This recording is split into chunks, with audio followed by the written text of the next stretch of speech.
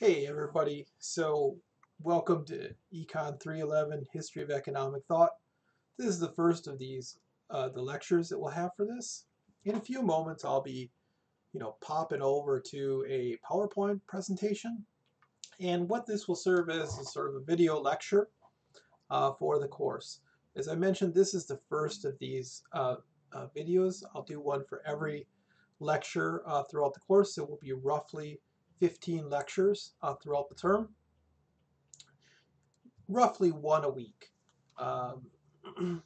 Maybe a few more here, a few less there later, but you should get in the habit of viewing these ahead of class. Now, I'm not going to make these videos, an hour and a half long. In fact, this one will likely be a little longer than most of them because, well, I'm here introducing this series.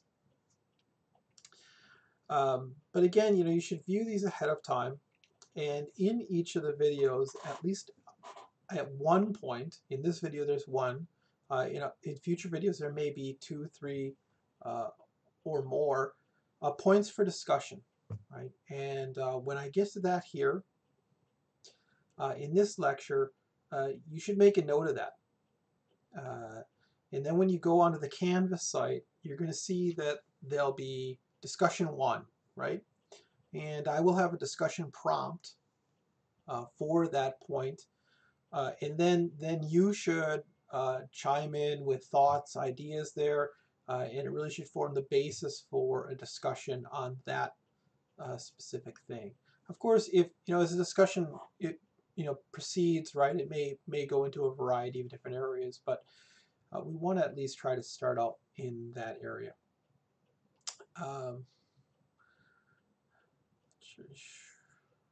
Sorry, I'm pausing because I haven't been here in my office for some time. I'm not sure I care for the lighting, but we'll work on that one step at a time. All right.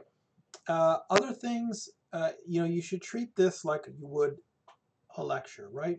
So there are advantages and disadvantages of this format. The disadvantage is obvious, right? We're not really here in real time. You can't stop me and ask a question. It's impossible for me to take the lecture into different areas, but there are some pros. Hopefully I won't get too distracted during this, and there won't be any sort of tangents that we just wander off on. I guess you could see that as a pro or con, depending on where you're coming from, but we won't do that by and large. And then of course, another pro of this is you can rewind this, right, and rewatch it several times, right? That said, you shouldn't just watch really this or any instructional video. You should always take notes. And the reason for that is that in the act of writing things down, you will find that your comprehension as well as your ability to retain that information improves significantly, right? So throughout this, as you start this video, you should get a notebook out, get pen and paper out, okay, and take notes. Now the final thing before I go into the first lecture is that you should also know that the PowerPoint for this will be available as a separate file, right? So there'll be the video lecture, which is me going through the PowerPoint, and then also we'll have just the plain PowerPoint up on the Canvas page. All right, and so without going on too much, let's pop over to the PowerPoint. Okay, now you notice that I'm going to stay here in the upper left-hand corner. We'll see if I can situate this here in a way. Well, let's see if this works. Okay, we're just going to leave it like this, and hopefully there's nothing there shouldn't be anything in the upper right-hand corner that's obscured throughout this, but we'll kind of just see how it goes. So this first lecture, which I've titled Lecture 0, actually, because it doesn't really get into the subject matter of the course in particular, but rather it's sort of an overview of some of the underlying philosophical ideas that will carry through us throughout the course. It will also lay out some of the intent and scope of the course. Why are we here? Why are we doing what we're doing? What is the use of this stuff? How will it improve our ability to be economists, off into the future? So, that brings us to this question. Why would you study, the history of ideas, particularly why economic ideas? Economics isn't the easiest subject to study. It's not really the hardest. I don't think either, but it's certainly not the easiest. We go through freshman macro microeconomics, intermediate micro macroeconomics, and we proceed to the graduate level. The level of theory becomes quite advanced, right? So, why would we go back and study ideas from the past, right? Why would we study old economic ideas? Well, there's really a lot of reasons why we would do that, and that's the first thing we're going to talk about today. Now, throughout these videos, throughout these lectures and the PowerPoints, I like to put pictures in here because I think they break it up a little bit. This is a statue of Adam Smith. We'll talk a lot about Adam Smith and his ideas in the coming weeks, but he's Scottish, and this is a statue of him in Scotland. Okay, so the first reason that we might give as to why to study economic ideas or ideas in general is that ideas have value in and of themselves. That is, they're just good to know, right? Ideas are valuable. And that can seem something that's sort of self-evident on the surface, but then also sort of difficult to understand. We might be more inclined to say, well, what is good as an idea if it doesn't have any application? Well, the thinking there is that just because we don't know of an application for an idea doesn't mean that idea doesn't have value. And so therefore, the idea then does have value. And so we really don't need to give any further explanation for the study of old ideas, except for that the study of those ideas is in itself self-valuable. This was always the thinking and the opinion of my thesis advisor, so the person who I wrote my PhD thesis under, Ron Stanfield. I actually couldn't find a picture of Ron anywhere on the internet. I guess he keeps pretty low profile. This is one of his books here in the picture. And he and I used to butt heads about that a lot back when I was a PhD student. But we're going to return to this idea later. We'll think of this as answer one. So in the future, I'll refer to this as answer one.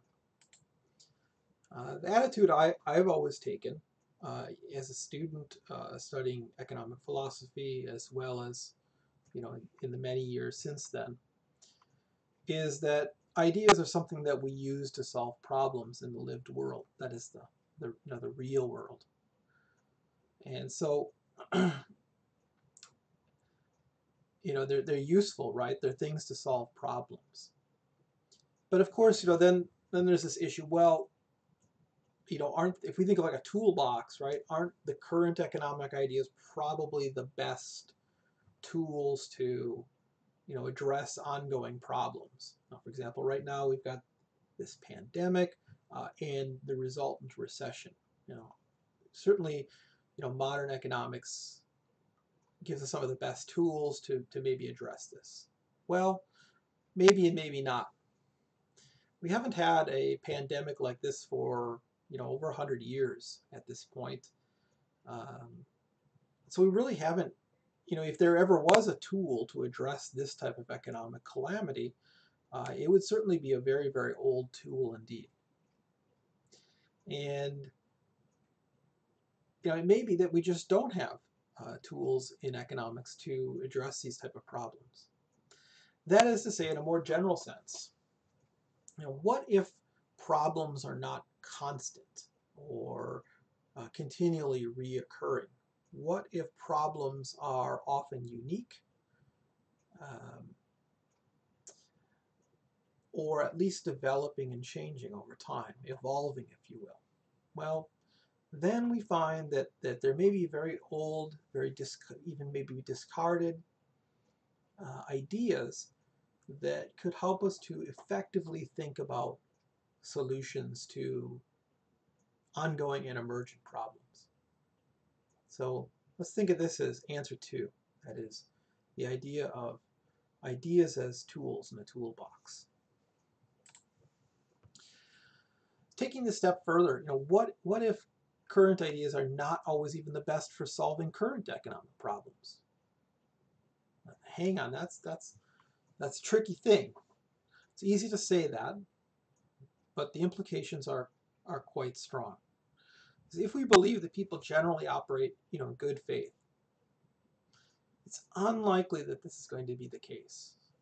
In other words, if people are always trying to solve economic problems and doing so with intent to actually solve them and not make the problems worse, then wouldn't the tools for solving those economic problems get better over time? In other words, if we're trying to solve, let's say, a very conventional problem of unemployment, trying to solve that problem, wouldn't newer ideas offer more or better tested solutions to that problem when compared with older ideas? In other words, if new economic ideas or current economic ideas are not the best tools, then what are we doing here? Are we doing science? Clearly not, because science gets better with time. We have an idea, we test the idea, and we reformulate the idea based upon the evidence that we find. And therefore, the reformulated idea is, basically by definition, superior to its predecessor. And so what we're suggesting, or what one might be suggesting when they say, okay, well, maybe new economic ideas aren't the best, maybe we had these answers in the past. Well, it's to suggest that maybe people weren't doing economics in good faith.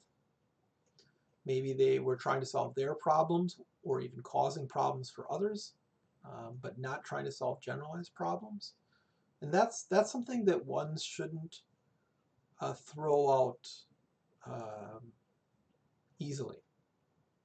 It's not an idea that well, we shouldn't easily attack people like this. We'd have to have some good reason to suggest that that was the case, that people working on economic problems were not working in good faith. It's not to say that it would never occur, but it's not something we should take lightly. Now let's go to another sort of extension of this idea.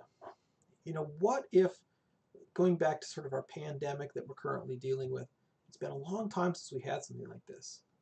What if we have tools that work quite well, but they address problems that come up only very rarely? And by very rarely, I mean, 100 plus years, right? What if, as a result of that rarity, we actually forget or lose certain types of wisdom, certain types of techniques that can help us to solve these problems? Well, then everybody could have been operating in good faith. It's just the problems that we have to deal with aren't regular in the sense that they occur often or that they occur in the same sort of manner.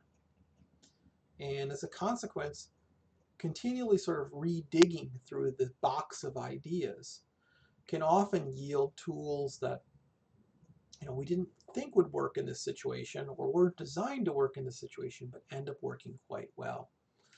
And those of you who, if you do work with mechanical things like I do, you often find that you have a tool in the toolbox, and then it really wasn't designed to fix a given thing. But boy, then you find if you use it in a certain way, it ends up being an excellent resource. Or maybe if you like baking, cooking, there's a couple ingredients that you use once in a while, and they're used generally in a very specific way. And then you're cooking something entirely different, and you apply that ingredient in a manner that you wouldn't expect to do. That's really what we're talking about here. The idea being that it's good to have a full toolbox, even if there's a lot of tools that maybe aren't the best for solving their immediate problem, but can end up solving a lot of other issues. I'll give you an example, if you like mechanics for a second. I have my toolbox. I have a screwdriver. It's maybe about this big, right? It's quite a large screwdriver, and it's really not very useful for putting in screws because you never have a screw that big, or I never have in all the years I've had it, right?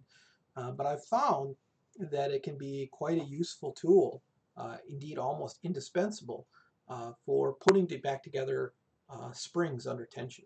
So if I have a spring that needs to be pulled quite a long way, but then it has to pop over something else, I can use that long screwdriver as a lever to actually stretch the string and pop it where I need to go. Now, that's obviously not what the screwdriver was intended for, but it works pretty good in that way. And so this has always been sort of my personal thinking about economic ideas, is I really want to know all the ideas that have been out there, and I want to be able to bring those ideas to bear on the various economic problems that I've had to deal with as a professional economist, and maybe you will too. Of course, there's a third possibility, and this is where we're actually going to mostly focus in this class. But as you go on through life and thinking about these ideas, you're liable to use the first two more often. The third possibility is that these older economic ideas are just good teaching tools. That is, they're good pedagogy. And the reason for that is that these old economic ideas, we're talking about Adam Smith, for that matter Karl Marx, those models, the organization of the economic relationships, is really basic compared to modern economic models. In other words, they're easy relatively. When we study Marx, you're going to say, well, this is not easy. But compared to a modern macroeconomic model, it's quite easy. We can take Smith apart like a simple machine. We can take Marx apart like a simple machine. And we can look at the pieces and we can see how they all fit together. And we can learn how we go from ideas like, I think this may be affecting that. I think this thing may be causing economic activity to slow. So on and so forth. How we get from those ideas to I think, to constructing those ideas into a logical framework, and then how we can utilize that framework to explain the world around us, but also to let the world around us correct our model. That is, how we can use our model then and apply empirical data to it and reformulate and refine not just our model, but all the way back to our ideas. So we have an idea, I think this, I think maybe that. We can get down to, well, it turned out I was right, or turned out I was wrong. We need to think differently. Okay, in this class, so EC 311, Econ 311, we're going to focus most on the last. That is, the essence of this class is to study these classical economic ideas in a way as sort of simple economic models, so that we can take them apart, look at how they work, and use that sort of structure, use that assembly of ideas into a model as a basis for how to develop our own economic thoughts, to develop our own economic ideas. And really the intent of that is for you to be able to make your own tools as you go. Maybe you find that you've got this idea here, and this idea here, and this idea here, that were designed to solve these and these and these problems, but you've got this other problem over here. And if you take some from this, if you take some from this, you take some from this, you think you can put together a pretty good solution for that fourth thing. That's really what I'm going to try to teach you how to do throughout this term. And we're going to be doing that in this context of studying these older economic ideas. So in some ways it's a little ironic. We're going to go back to go forward. But that's often the way things are. Okay, shifting gears a little bit. Now, we're going to be talking about economists who lived, between really 150 years ago to 300 years ago. And that's a long time ago, right? The world has changed a lot. Heck, the world's changed a lot since last year. But the world has changed even more when compared to a long time ago. And so when we're talking about these old ideas, we need to be careful not to, put ideas in the mouths of people who didn't have them, or to take things away from them that really they are trying to say. In other words, there needs to be a bit of care and diligence in interpreting the ideas of others. Now, as economists and as scientists in general, there's a couple different ways that are sort of, normal ways to go about thinking about old ideas. The first of these is to do something that we call a historical reconstruction. Okay, so historical reconstruction, what we're going to try to do is we're going to try to put the author back into the historical context in which they lived. In other words, Adam Smith, famous economist, lived in the middle part of the 1700s, 18th century. So when Adam Smith says a thing, if we're doing historical reconstruction, we're going to try to think of, well, within Adam Smith's historical environment, what would those words have meant? Now, for example, if we say in 2020, I've got to, I've got to go online to download some content for my phone applications. Those words would have had no meaning to Adam Smith. Well, excuse me, all the words would have had meanings to Adam Smith. They're all words in English. Virtually all the words were in use in, say, 1770, but they did not have the meaning that they do today. Application, right? So application would have been, Adam Smith would have been familiar with that term, but not the way we're saying download. To maybe get some barrels off the wagon, right? No, we obviously don't mean it in that way in 2020. We're talking about computer applications and bringing those applications into, a local environment. So with historical reconstruction, what we're trying to do is we're trying to understand those words within this historical context. That is really what is this person trying to do with these words? What problems are they trying to solve?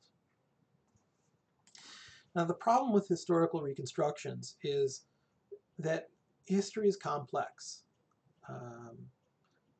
It may be fun to think about, going back to the 1700s, or even dressing up like Adam Smith, and hanging out in Scotland in 1770. But you're never going to do that. None of us are ever going to do that. And so really, we can read a lot about that time period. We can learn everything there is to learn about Adam Smith's life and the environment that he worked in, but it's never going to happen, right? It's always going to be incomplete, and that's really a problem of the historical reconstruction. It's very time consuming, and it's invariably imperfect. But we do the best we can. And what we're trying to do there is we're trying to consider ideas within the historical framework and as effective problem-solving tools. So Adam Smith had ideas A, B, and C. Did they actually work towards resolving any real-world problems? And then, if so, what was the historical context of that?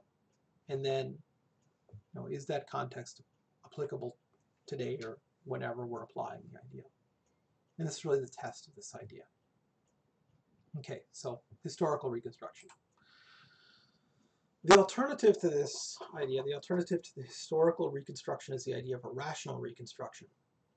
And what we're doing with a rational reconstruction is a very different idea. What we're going to do with a rational reconstruction is to look at a set of ideas, whether they be Adam Smith's Wealth of Nations or Karl Marx's Das Kapital, David Ricardo's Principles of Political Economy. And we're going to test those ideas for internal logical consistency. That is, if A equals B and if B equals C, then A should equal C. Simple logical properties. We're going to look and see all the ideas within that, are they logically consistent? Now, some of the authors that we're going to read, Ricardo was one of them, really went through great lengths to make their ideas logically consistent. Of all the ones we'll study, you might be surprised to hear this, but of all the economists that we'll study, Marx went to the greatest lengths. Indeed, that's why Marx's Das Kapital covers roughly 3,000 pages. Yeah, 3,000, you heard it right. 3 volumes and about 1,000 pages each. Because Marx went to extreme lengths to try to make his work logically consistent. This is what we're looking for in a rational reconstruction. Now, does the set of ideas actually hold true to itself? Or do what we really have here is a set of incongruous or desperate ideas, ideas that really need to be separated from each other because they really don't work together. So if we're going to take a series of ideas and put them together into a model, which, as I've mentioned, is sort of our goal, then certainly those ideas need to have an internal consistency. And this is what we attempt to do with the rational reconstruction. We're going to hold it apart from the history. We're not going to say, oh, well, that would have been true because, barrels were square in 1760 or something like that, or, whatever. There's always 2 horses tied to the wagon, or whatever you want to say. So that's true. Okay, well, no, we're going to take it out of its historical environment, and we're going to look at it just for logical consistency. Okay, so the strength of this, right? The strength of this is that if a set of ideas are internally consistent, then they can be grouped together, right? And they sort of stand apart from time then. That is, that set of ideas is going to have applicability in a variety of different places, in a variety of different times, and in a variety of different environments. Is it going to be universally applicable? Perhaps, but likely not. Likely not. But is it going to have a broad applicability? Well, certainly broader than it otherwise would have had. The weakness, of course, is that we really don't know about what type of tool we have. We just know that the tool doesn't function against itself. We don't necessarily know, what it works best for. We don't know necessarily what it doesn't work for. Again, we just know that the tool isn't fighting itself, which is important. So both of these reconstructions, the historical reconstruction and the rational reconstruction, have strengths and weaknesses, right? If they didn't, we would always do one and not the other, right? And so in the PowerPoint, obviously you can't click on this in the video, but in the PowerPoint, I've put 2 short videos in here. The links are here on this page. You see, one is a rational reconstruction going through the determination of rents in a Ricardian or model based upon the work of David Ricardo. It's a rational reconstruction. Uses graphs. It'll look very familiar to somebody who's taken EC 103. The second of these links, The Life of Adam Smith, is a historical reconstruction. So it's going to talk about the ideas of Adam Smith within the context of his lived life. So we're trying to understand what Smith is writing about, what Smith is saying, but within the context of, mid-18th century Scotland. Both are useful. Both are useful. Okay, so kind of going on here for a long time. I feel like I actually could use a drink of water,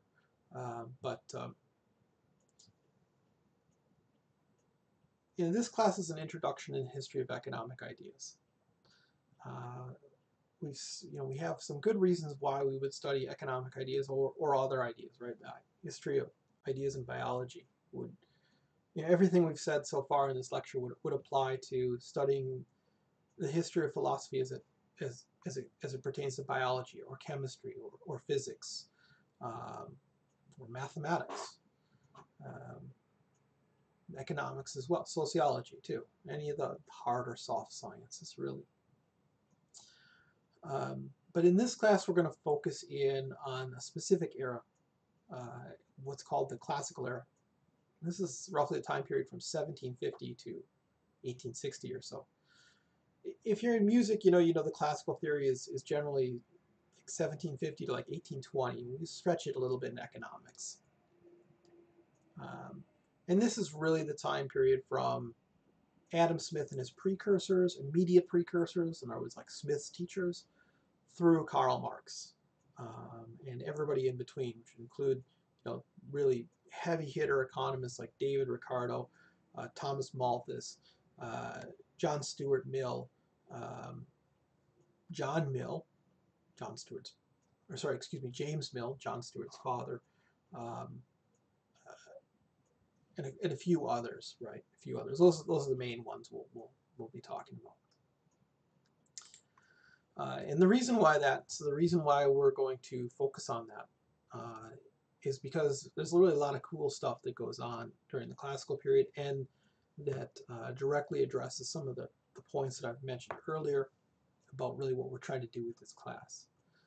And prior to the classical period, so prior to the mid 1700s, economics and economy were really only thought about in the context of what we call moral philosophy. And that is really thinking about what makes for a good society. A lot of folks talked about sort of what makes for the good society. Aristotle, one of the real earlier ones, of course Plato too, but Aristotle more particularly on economics.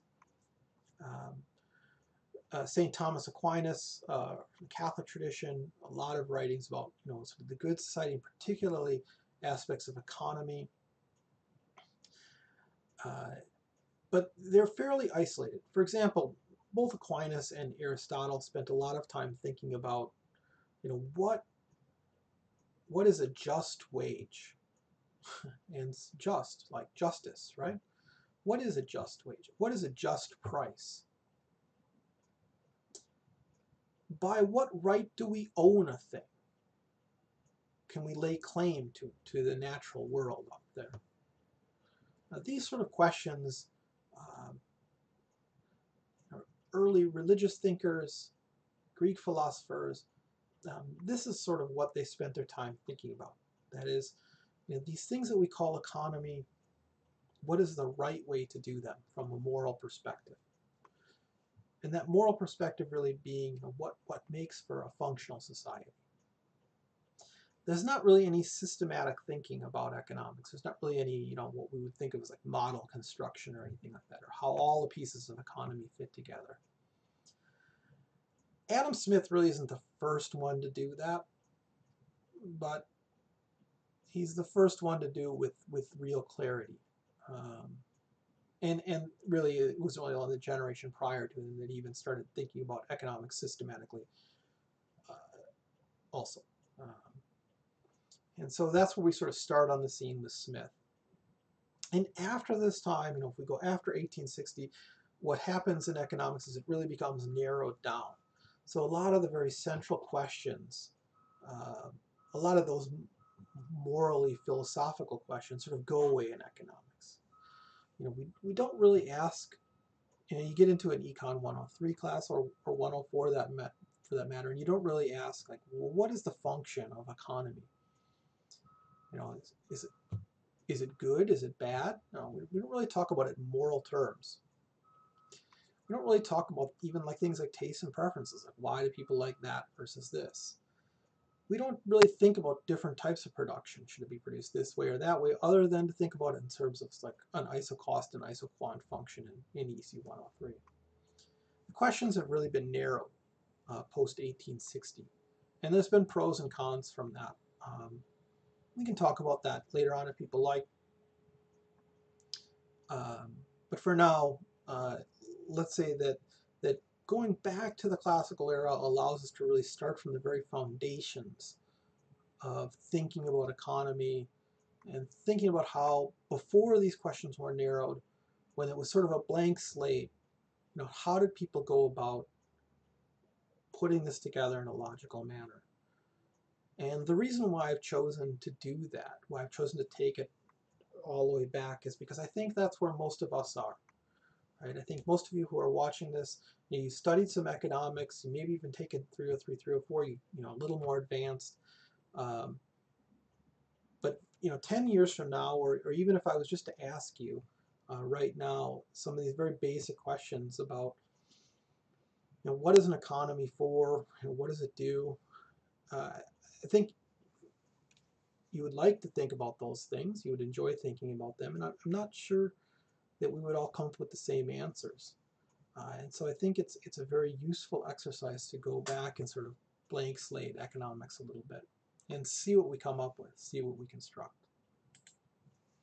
Okay, so digging into that classical area a little tighter, right? So in the classical era, the scope of economic analysis is quite broad, and so we can really dig into some of those questions. For example, in modern economics, we talk about rational economic actor who maximizes utility uh, while minimizing their expenditures. Well, the classical economists, we do not have anything like that. And I think it's useful to go back and rethink that a little bit. And does that answer the questions that we have? Or do we need to rethink about that? Classical economics also asks us to rethink about, or allows us, I should say, to rethink about how we relate to each other as individuals. For example, when you go and meet somebody new, there are norms that one prescribes to, things that are appropriate and inappropriate. And those things differ from culture to culture. And of course, all economy is interactive. Whether we're going to the grocery store to buy items to eat, or we're attending university, right, which we're paying tuition for. It's always human interaction. And going back to classical economics allows us to think a little more about the nature of those human interactions and the institutions that structure them. In modern economics, those questions have largely been relegated to the other social sciences, sociology, psychology. But at one time, they were very much part of economics. And I think, again, part of that sort of blank slating economics, going back and rethinking from the ground up, I think can be very illuminating, and I think it can be something enjoyable. Right? Okay. Finally, then, as I mentioned before, these classical economic models are really very basic. They're not going to seem basic when you're taking some of them apart. I guarantee you, you're going to get frustrated. It'll be hard to put them all together. But when you compare it to modern, say, macroeconomic models, they're really pretty straightforward. And so it's going to allow us to really put the blocks together, put the pieces together from their very foundations, and actually see how models are constructed, right? And those basic techniques are going to serve us well when we try to construct more advanced economic models, later on in our career, either as students or as professional economists or other, right?